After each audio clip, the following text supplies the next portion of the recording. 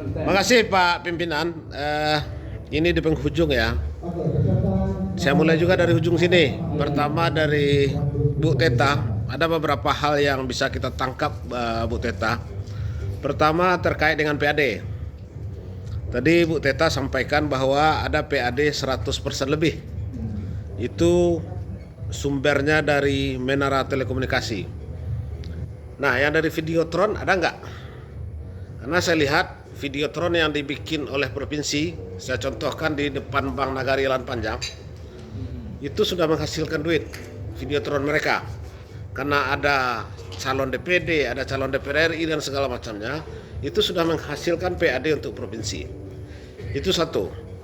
Kemudian yang kedua adalah terkait dengan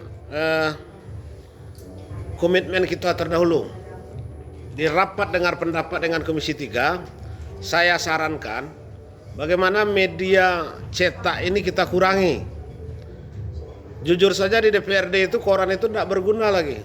Justru diambil saja oleh sekretariat, ya sudah mau buat bungkus-bungkus apalah. Idealnya tentu kita kurangi karena memang hari ini zamannya sudah digital. Ada tidak peningkatan di 2023 kontrak antara Inforkom dengan media online? Nah, ini pertanyaan kedua. Saya kira itu yang ingin kita sampaikan. Dan terakhir Bu Teta, terkait dengan pemberitaan di media sosial, mau IG, mau Facebook, yang lain-lainnya.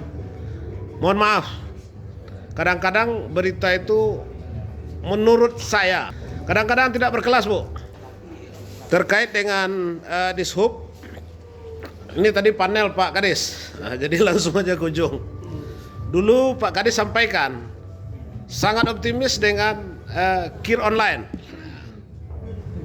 Kita mau tahu dan perlu dipaparkan sepanjang 2023 yang KIR online ini dimukul lah Bang. Enggak ada tangkal. Awak sejuk gini, menciptakan Kabupaten Solok yang sejuk Bang. Nah, ada enggak korelasinya dengan sistem digital yang telah Bapak bangun dan Bapak rancang? Korelasinya dengan peningkatan pendapatan asli daerah. Nah, itu satu. Kemudian yang kedua, saya melihat perlu pemaparan juga soal rambu-rambu jalan dan segala macamnya. Apakah ini memang sudah efektif atau perlu penambahan? Saya kira banyak sekali perlu penambahan. Kemudian yang ketiga, yang selalu kita pertengkarkan. Hari ini kita tidak bertengkar, tapi memberikan masukan saja Pak, terkait dengan kondisi terminal-terminal yang ada. Kemarin itu terminal Gumanti Jalan Panjang itu karena masyarakat rantau dan masyarakat ranah sudah sangat rindu untuk melaksanakan Idul Fitri bersama-sama, kita pakai terminal Gumanti. Ternyata kondisinya luar biasa parah Pak. Maka ini tentu menjadi pemikiran kita bersama. Bukan hanya pemikiran Pak Kadis, pemikiran Banggar juga Pak. Nah, ini yang mesti kita diskusikan menjelang pembahasan anggaran untuk 2025. Kalau bisa, di anggaran perubahan ini kalau bisa mestinya harus kita diskusikan ulang. Itu baru satu contoh kasus di terminal. Belum lagi emplasemen, belum lagi yang lain-lainnya. Kemudian BPBD Pak Kaban. Kita tadi ini juga diskusi kita Pak. Di Sumatera Barat ini rata-rata hampir seluruhnya kabupaten kota itu masuk dalam daerah sesar kawasan bencana. Ketika BMKG sudah menetapkan bahwa memang ini sudah darurat bencana hampir seluruh kabupaten kota, mestinya tentu tidak mungkin anggaran di BPBD itu sama seperti 2022. Tidak mungkin. Kita lihat hari ini saja sudah berapa itu bencana, baik di selatan, di tengah. Yang paling parah hari ini di selatan, yang 2024. Tapi ketika kita bicara LKPJ 2023, perlakuan anggarannya tentu harus beda untuk 2025 nanti. Karena hari ini yang diprediksi oleh BMKG justru bukan dari potensi gempa yang berasal dari laut. Kita ingat kejadian 2009. Pak Nazar anggota DPRD itu sama dengan saya itu perdana. Itu dari kawasan Sumani itu kan sudah hancur semua Bu. Kekhawatiran kita terhadap potensi gempa darat ini justru lebih mengkhawatirkan. tentu perlakuan anggarannya juga harus selaras dengan kondisi bencana di Sumatera Barat. Nah, ini menjadi pemikiran kita bersama. Di luar itu Pak, tadi kita diskusi dengan, mungkin Bapak dengar itu, dengan Dinas PUPR tadi.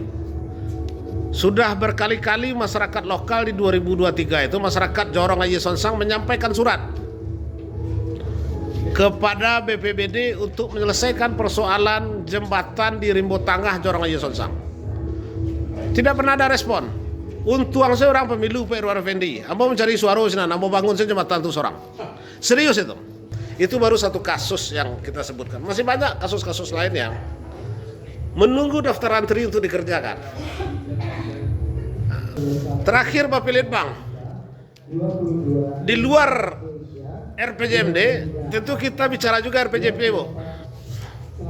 Bupati boleh berganti, DPRD boleh berganti, tapi dasar-dasar perencanaan mesti harus konkret, harus dinamis.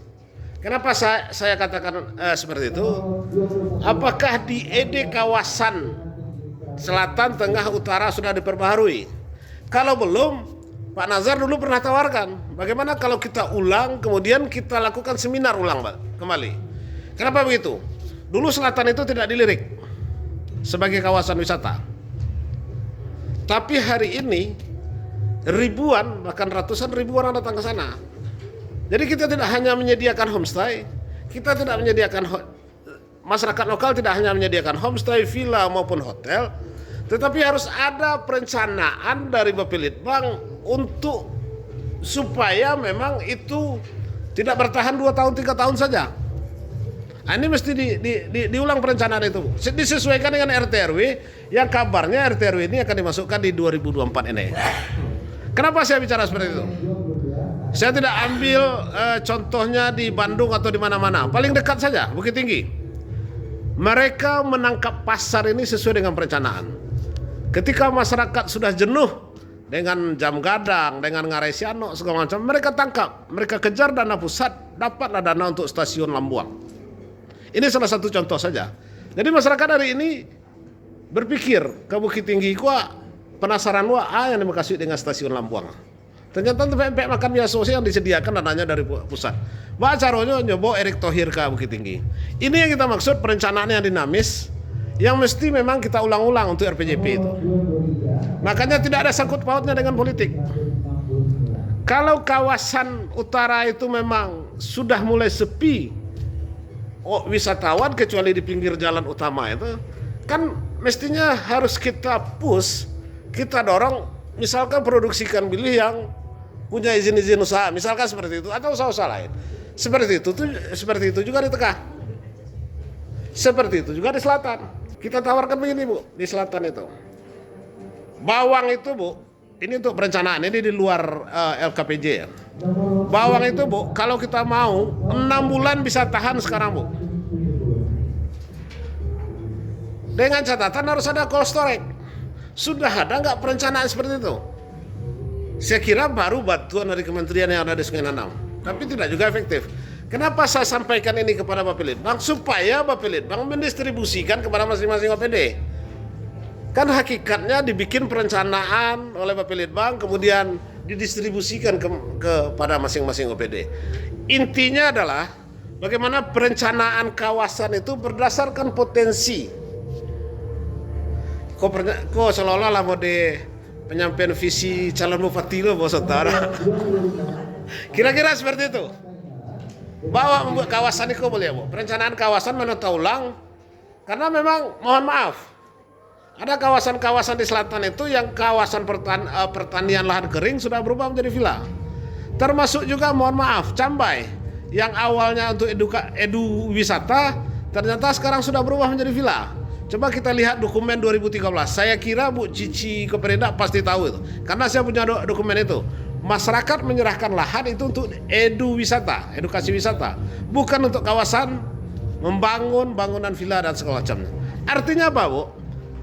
Harus dinamis kita merubah, baik itu RPJP maupun RPJMD. Saya kira itu Pak Ketua. Terima kasih, nanti kita sambung diskusi. Kita kembalikan. Baik, kita lanjut. Bagian untuk perhubungan sudah, mungkin Pak Kadisnya sudah catat atau sekretaris sudah catat untuk dijelaskan kepada kita menyangkut tentang kegiatan kita hari ini APBD 2023